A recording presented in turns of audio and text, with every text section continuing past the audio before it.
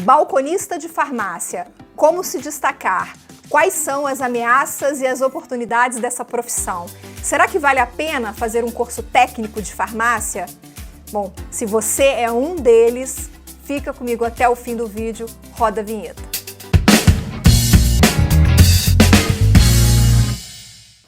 Olá, seja bem-vindo, seja bem-vinda e um olá especial para quem é balconista de farmácia. O programa de hoje é todo feito para você. Aproveita que você já está aqui no canal da Ascoferj, se inscreve, ative o sininho das notificações, assim você não perde nenhum conteúdo. E lembre-se de que toda terça-feira, às 19 horas, a gente publica um vídeo novinho em folha aqui para você. E também tem uma versão desse programa em formato podcast, no Spotify e no Google Podcasts, para você que prefere ouvir os programas em vez de assistir.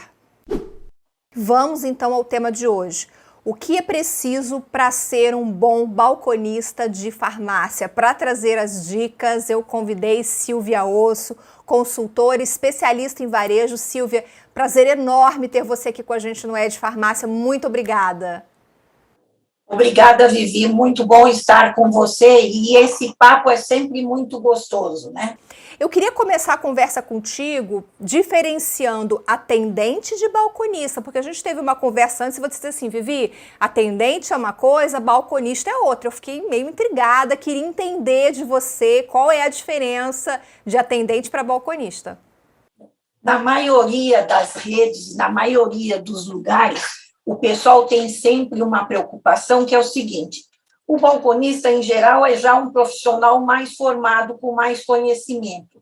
Então, é quase como se fosse um plano de carreira, tá? A pessoa entra como atendente. O que acontece? Ele, às vezes, ajuda o balconista, ele repõe mercadoria, ele atende no meio do salão do PDV, produtos de perfumaria, ele interage um pouco com o público, mas é quase que uma etapa de aprendizagem. À medida que ele vai evoluindo, que ele vai tendo mais conhecimento, é quase que um processo aonde ele vai virando, tornando-se um balconista. Então, o balconista é aquela pessoa com mais conhecimento, com mais propriedade no que diz respeito à responsabilidade dele com relação à venda dos medicamentos, em ouvir o consumidor, e assim por diante. O atendente é um aprendiz e o balconista é um profissional mais completo, tá? Mas, Silvia, existe diferença no salário, por exemplo? Sim, muitas vezes existe, tá? A maioria, assim, tanto faz se é grande rede ou se são independentes ou associativismo, normalmente o pessoal faz quase que um plano de carreira.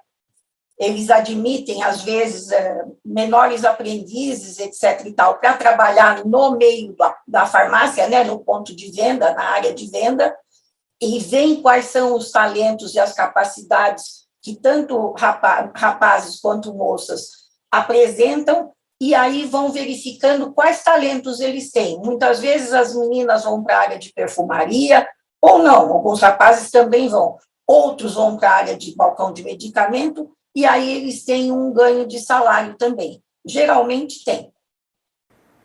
Bom, o foco do programa hoje é o balconista, né? Como se tornar um bom balconista, um balconista que seja de sucesso, né? Que consiga atingir todas as metas, que consiga ter uma carreira de sucesso. Quais são as funções desse balconista? O que ele faz dentro da farmácia? Quais são as responsabilidades dele, Silvia?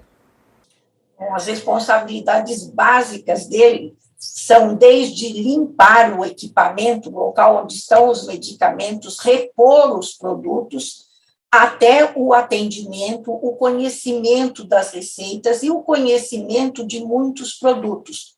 Por quê? Ou pela profissionalização, pelo estudo, ou por alguns aspectos de treinamento mesmo, ele acaba aprendendo muitas coisas, o que é e para que serve cada medicamento, muitas vezes orientado pelo farmacêutico. Então, as atividades fundamentais são repor a seção, mantê-la em ordem, normalmente cada um cuida de um pedaço da farmácia na área de medicamento, atender com qualidade o consumidor e ter conhecimento de medicamentos, tá? Você acha que ser balconista é muito mais do que vender medicamentos e produtos? Sem dúvida alguma. Nos últimos anos, então, ficou cada vez, existe cada vez mais uma exigência muito grande. Há uns 10 anos atrás, não, até mais do que isso, eu escrevi um livro que chamava Atender Bem da Lucro. E aí, para você ser um bom balconista, você precisava de 3 capacidades só. Cuidar da tua imagem profissional, cuidar da sua competência profissional e cuidar da tua atualização. A imagem tinha a ver com como você se apresentava, bem arrumado, sua aparência, cabelo em ordem, se homem com barba parada, se mulher com cabelo preso. Então, uma série de coisas que mostravam que a sua aparência estava preocupada com os aspectos de atendimento para a saúde, tá? Se há 10, 15 anos atrás isto era uma exigência, hoje ela é 2 vezes mais, porque o cliente olha para o balconista e ele cobra do balconista esse aspecto de saúde e de aparência saudável, tá? Então, se o indivíduo está com aquela cara um pouco baixo astral, porque aquele dia ele não está muito bem, já não é uma coisa que o consumidor gosta. Então, se antes a aparência era importante, hoje ela é 2 vezes mais importância. Competência profissional. Se antes conhecer mercadoria, entregar a mercadoria para o cliente, ler uma receita era indispensável, hoje passou a ser fundamental. Todo consumidor que vai à farmácia, muitas vezes ele já até pesquisou o Dr. Google, ele já conversou com o médico, mas ele vai para a farmácia porque ele quer uma opinião balizada, e ele espera que o balconista que está ali no balcão seja uma pessoa capaz. Então, a exigência nos últimos anos com relação à capacitação do balconista cresceu muito, mas muito mesmo, tá? Então, ele não é só um entregador de remédio. Me dá uma aspirina, tudo bem, dirija seu caixa. Hoje, ele tem que saber para que serve a aspirina, ele tem que saber uma série de informações, porque o consumidor o testa permanentemente. Olha, gente, a gente tem muita coisa assim para aprender com a Silvia. A Silvia trabalha, atua no varejo há muitos anos, então eu tô adorando esse papo. Se você tá gostando, deixa o seu like, compartilhe com todo mundo, comente aqui embaixo. Comenta aqui embaixo se você é um balconista, quais são suas dificuldades, o que você espera da profissão, o que você gosta na profissão, porque a gente quer saber, tá bom? Você falou, Silvia, em relação à preparação, a conhecer os produtos, né? Então, a gente está falando um pouco também de capacitação, né? O balconista ele tem que ser capacitado em quê para ser um bom balconista de farmácia? Na verdade, hoje em dia, existem muitos cursos de capacitação que ajudam com que o balconista seja um bom balconista, mas ele precisa aprender muito sobre medicamentos. Qual é a diferença entre uma draga, uma cápsula? Qual é a diferença entre um xarope? Se ele tem açúcar, se ele não tem? Ou seja, ele não vai conseguir aprender para que serve, ou não é o dono na cabeça, né? Não tem HD suficiente para guardar a bula de todos os remédios. Mas, principalmente, os medicamentos que mais vendem, eles acabam sabendo exatamente o que é, para que serve, quais os benefícios, como deve ser tomado e assim por diante. Em geral, essa capacitação é feita entre o farmacêutico e sua equipe, entre a própria equipe que troca informações entre si e eles acabam, muitas vezes, aprendendo uns com os outros, e através até de muitos sites que existem hoje, de laboratórios que têm informações. Fora isso, a maioria das farmácias tem na tela do computador, onde eles acessam o preço do remédio, normalmente eles têm uma bula ou uma bula reduzida para que o balconista possa, ao vender, verificar para que serve aquele produto. Tá? Então, se eu estou te vendendo um xarope, quando eu vou ver o preço para você, eu vou verificar ali qual é o valor, eu já tenho do lado uma indicação na própria tela do computador dizendo, é um xarope expectorante, tem tomado às vezes por dia. Ou seja, com estas coisas, se ele tiver interesse, ele também vai se capacitando cada vez mais. Você acha que vale a pena o balconista fazer o curso técnico de farmácia, Silvia? Sem dúvida alguma, sem dúvida alguma. Eu sinto falta, e eu vejo que ninguém ainda, nenhuma entidade, nenhum grande laboratório, ninguém resolveu, digamos, encarar a formação do balconista como uma coisa de capacitação indispensável. Todo mundo fala, mas ninguém pensa em fazer alguma coisa onde a gente começa dizendo quais são as suas atribuições, o que é medicamento, o que são os tipos de posologia, quais são os tipos de medicamento e para que serve, como se arruma no lugar, como se faz um atendimento de excelência, como se lê uma receita, agora, como se interpreta uma receita via digital. Então, isso era fundamental. Grandes redes como o RD, Pacheco, em São Paulo, tal, eles têm uma formação interna, mas a maioria do pessoal não entendeu que isso era fundamental. Então, como não existe outro, esta formação que eles têm e que muitas vezes algumas instituições promovem, eu acho fundamental, porque ele entra com uma vantagem muito grande sobre os demais. Eu queria falar um pouquinho, Silvia, sobre as ameaças e as oportunidades. Eu queria entender o que você vê como ameaça e o que você vê como oportunidade para o balconista de farmácia nos dias atuais. Olha, o ano passado e esse ano, 2021, se falou muito de que o e-commerce cresceu exponencialmente e que as lojas iam todas desaparecer, etc. e tal, e ficou todo mundo num alvoroço, e quem ficou mais alvoroçado foi o balconista, porque, na verdade, ele vive da venda e do contato, da relação que ele tem com os seus clientes, tá? Otimisticamente, é muito importante ver que as oportunidades são maiores.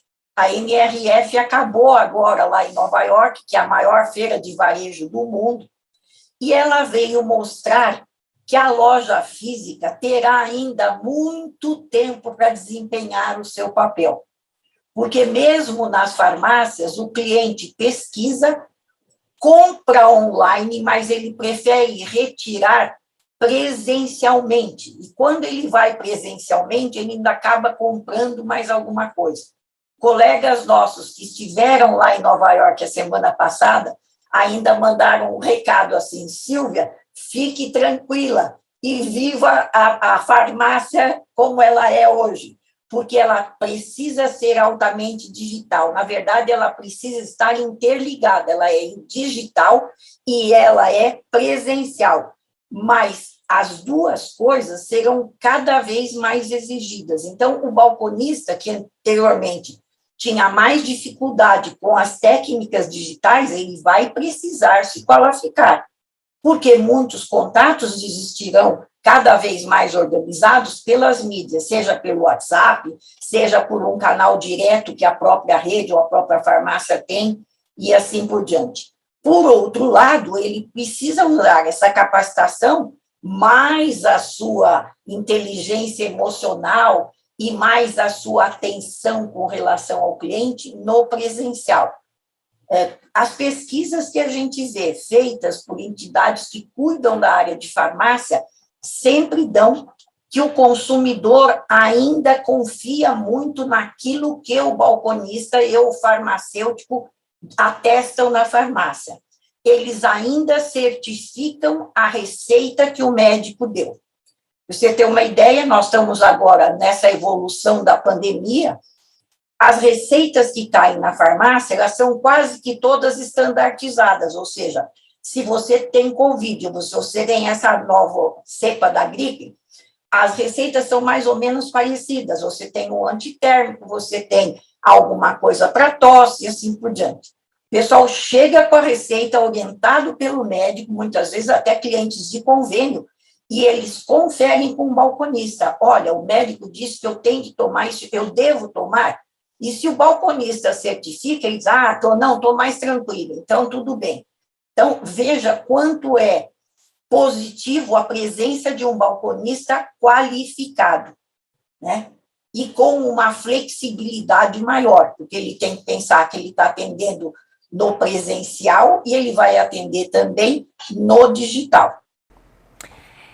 Silvia, muitas vezes o balconista de farmácia ele carrega uma imagem de que ele só quer empurrar medicamentos. A gente já viu na imprensa grandes matérias falando sobre a empurroterapia. Isso não é legal, isso não traz uma boa imagem para a farmácia, para o profissional, né, que está ali no balcão atendendo o consumidor. Como o balconista pode mudar essa imagem de que está ali só para empurrar medicamentos e ganhar ainda mais a confiança do consumidor? Nos últimos anos tem mudado já bastante, tá? Eles entenderam que existe uma coisa muito diferente entre você lembrar o consumidor de que ele pode estar precisando de uma coisa do que você oferecer uma coisa que o consumidor não precisa. Antigamente isso era uma confusão, entendeu? Você entra lá para comprar um antitérmico, eu te ofereço uma vitamina sem saber se você precisa. Hoje, pela até maturação do mercado, pela orientação melhor dos profissionais de farmácia, dos farmacêuticos, etc. e tal, o balconista acabou aprendendo que existem outras formas dele orientar o cliente, melhorar o ticket médio, sem fazer a horrorosa empurroterapia. Então, se eu vou comprar um antitérmico, antes dele tentar me empurrar uma vitamina, ele tenta entender quem vai tomar. É minha mãe, sou eu, é meu marido? Que sintomas a pessoa tem? O que tratamento ela está fazendo? E muitas vezes, quando ela percebe a minha necessidade de que talvez eu esteja também com dor de garganta, talvez eu vá precisar de uma pastilha para a garganta, eu vá precisar de algumas outras coisas, ele trabalha com o conhecimento, orientando o seguinte: pode ser que só o antitérmico não resolva, porque um resfriado começa com a febre, depois ele dá um probleminha na garganta, então talvez uma pastilha, talvez uma vitamina para melhorar a imunidade. Então, o formato mudou e o balconista entendeu que não faz mais sentido ele empurrar uma coisa que não tem a ver com a necessidade que o cliente veio buscar. E hoje a gente vê muitas vezes o consumidor agradecendo, tá?